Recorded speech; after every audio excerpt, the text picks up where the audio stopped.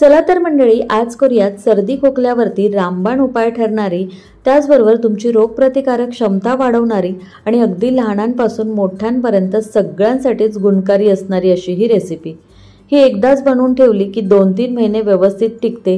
त्यामुळे हिवाळ्यामध्ये जर का तुम्ही रोज ही एक खाल्ली तर सर्दी खोकल्यापासून तर तुमचा बचाव होणारच आहे, पण त्याचबरोबर शरीरातील सूज, वेदना, मळमळ कमी होण्यास मदत होते, तुमची पचनक्रिया सुधारते, त्याचबरोबर हृदयाचं आरोग्य चांगलं राहतं, वजन कमी करण्यासाठी सुद्धा मदत होते।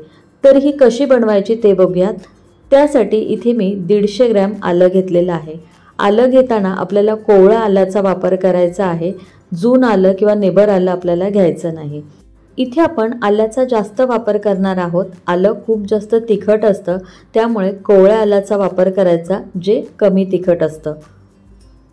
सुरुवातीला आलं 10 ते 15 मिनिटांसाठी मिठाच्या पाण्यामध्ये भिजत ठेवायचं, म्हणजे मग याला लागलेली माती किंवा कीटाणू निघून जातील।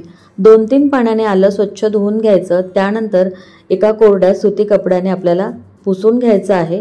आलं स्वच्छ धुवून पुसून कोरडं करून घेतलं। आता यानंतर आल्यावरची जी साल आहे ती आपल्याला काढून टाकायची। पिलरच्या मदतीने जमेल तितकी ही अशी आल्याची साल काढून घ्यायची।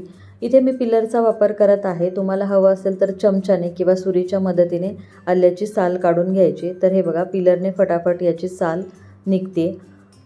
तर हे बघा, पिलरच्या मदतीने सगळ्या आल्याची साल काढून टाकलेली आहे। त्यानंतर आलं आपल्याला बारीक तुकड्यांमध्ये कट करून घ्यायचं आहे। आलं कट करत असताना उभं आणि आडवं असं कट करून घ्यायचं आहे, म्हणजे मग आल्याच्या आतमध्ये धाग्यासारख्या ज्या बारीक शिरा असतात त्या सुद्धा बारीक तुकड्यांमध्ये कट होतात आणि त्यामुळे खात असताना त्या दाताखाली येत नाहीत किंवा दातामध्ये अडकल्यासारख्या सुद्धा होत नाहीत। आलं शक्यतो आपल्याला बारीक असं कट करून घ्यायचं आहे। याचे छोटे छोटे तुकडे कट करून घेतले की म्हणजे मग हे मिक्सरवर फिरून याची पेस्ट तयार करत असताना अगदी स्मूथ अशी पेस्ट तयार होते, जाडसर तुकडे याचे शिल्लक राहत नाहीत। तर हे बघा, असे छोटे छोटे तुकडे आपल्याला सगळ्या आल्यांचे करून घ्यायचे आहेत। सगळं आलं बारीक तुकड्यांमध्ये मी इथे कट करून घेतलेलं आहे। आलं कट करून झालेलं आहे। त्यानंतर काय करायचं आहे, हे आल्याचे तुकडे आपल्याला मिक्सरच्या भांड्यामध्ये काढून घ्यायचे आहेत आणि मिक्सरवर फिरून याची फाईन अशी आपल्याला पेस्ट तयार करून घ्यायची आहे। यामध्ये पाणी अजिबात घालायचं नाहीये, पाणी न घालताच हे मिक्सरवर फिरून बारीक असं आपल्याला छान वाटून घ्यायचं आहे। तर पाणी न घालताच हे मी मिक्सरवर फिरून छान बारीक वाटून घेतलंय। जर तुम्हाला हे बारीक होतच नाही असं वाटत असेल तर आपला पोहे खाण्याचा जो चमचा असतो त्याने मोजून 2-3 चमचे फक्त पाणी हे वाटण्याकरता तुम्ही घालू शकता। खूप जास्त पाण्याचा इथे तुम्हाला वापर करायचा नाहीये। शक्यतो पाणी न घालताच हे छान असं बारीक वाटून घ्यायचं आहे। तर आलं बारीक वाटून घेतलंय, मिक्सरवर याची पेस्ट तयार करून घेतलेली आहे। आता ही पेस्ट आपल्याला मोजून घ्यायची, तर इथे मी कपाचं प्रमाण घेतलेलं आहे, तुम्ही घरातली कोणती एखादी वाटी घेऊ शकता। तर बघा, कपाने मोजली तर ही पेस्ट बरोबर 1 कप भर भरलेली आहे। आपण यामध्ये जो गूळ किंवा साखर वापरणार आहोत त्याचं प्रमाण चुकू नये याकरता ही पेस्ट आपल्याला मोजून घ्यायची। आता यानंतर इथे बघा, मी गॅसवर कढई गरम करायला ठेवलेली आहे। यामध्ये आपल्याला 2 चमचे इतकं साजूक तूप काढून घ्यायचं आहे। तूप वितळलं की त्यानंतर आपण जी आल्याची पेस्ट तयार करून घेतलेली होती ती यामध्ये घालायची। आता याला 2-3 मिनिटांसाठी आपल्याला परतून घ्यायचं आहे, म्हणजे मग यातला ओलसरपणा थोडासा कमी होईल आणि तयार होणारा पदार्थसुद्धा खूप जास्त दिवस टिकेल, लवकर खराब होणार नाही।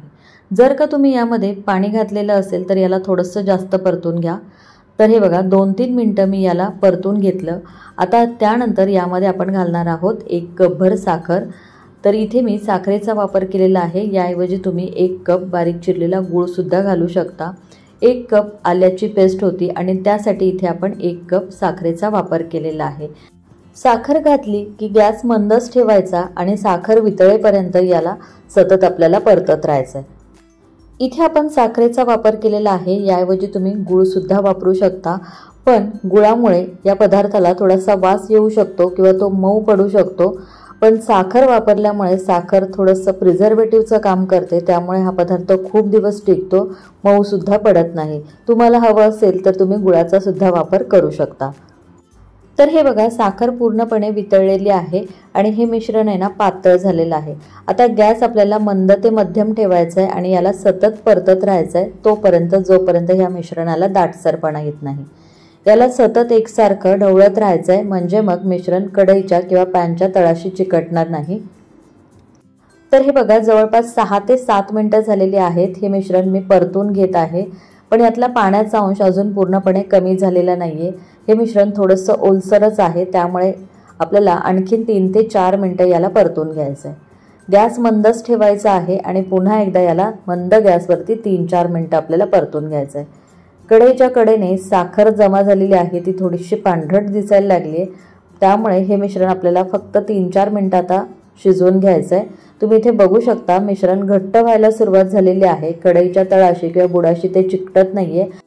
तर हे बघा हे मिश्रण कढईच्या तळाशी न चिकटता याचा छान असा गोळा मिळून येतोय। तर अगदी परफेक्ट असं हे मिश्रण तयार झालंय। आता यामध्ये अगदी थोडंसं म्हणजे 2 चिमूटभर मीठ घालायचं आहे आणि फ्लेवरसाठी म्हणून मी यामध्ये अगदी थोडीशी साखरयुक्त विलायची पावडर घातलेली आहे। हे तुम्ही तुमच्या आवडीप्रमाणे घालू शकता किंवा नाही घातलं तरीसुद्धा चालेल। याला आता मिक्स करून घेऊ। तळापासून हलवून याला व्यवस्थित मिक्स करून घेतलेलं आहे आणि यानंतर लगेचच मी गॅस बंद केलेला आहे। तर हे बघा मिश्रणाची कन्सिस्टन्सी आपल्याला ही अशी हवी आहे। हे मिश्रण आता जरी तुम्हाला थोडंसं ओलसर वाटत असलं तरीसुद्धा थंड झाल्यानंतर हे अगदी व्यवस्थित मिळून येतं, छानाचा गोळा तयार होतो। गॅस बंद केलेला आहे। आता हे मिश्रण गरम असतानाच एखाद्या आपल्याला प्लेटमध्ये किंवा एखाद्या टीनमध्ये सेट होण्याकरता घालायचं आहे। तर हे बघा इथे मी एक टीन घेतलेला आहे, यामध्ये बटर पेपर ठेवलेला आहे, यात आपल्याला हे मिश्रण गरम असतानाच काढून घ्यायचं आहे।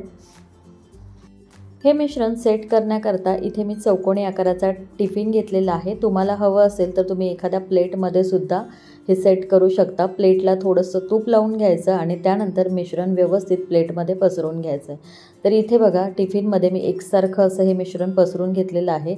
वाटीला थोडंसं तूप लावून घ्यायचं आणि छान असं याला वाटीच्या मदतीने एकसारखं करून घ्यायचं आहे। तर हे बघा व्यवस्थित हे सेट करून घेतलं, छान एकसारखं टीनमध्ये हे पसरवून घेतलेलं आहे। आता याला थोडंसं थंड होऊ द्यायचं आहे।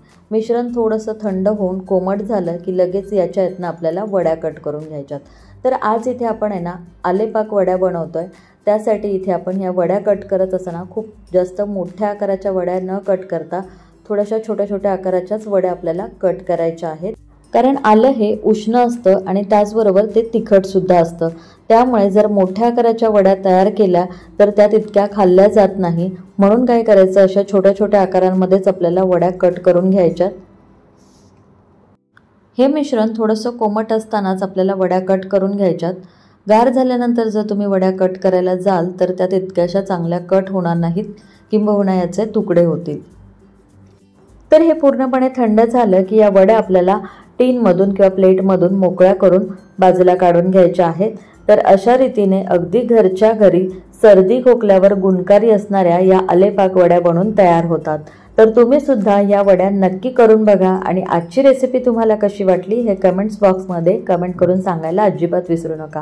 व्हिडिओ आवडला असेल तर जरूर एक लाईक करा, शेअर करा। पुन्हा भेटूया अशाच एका छानशा रेसिपीसोबत। तोपर्यंत धन्यवाद।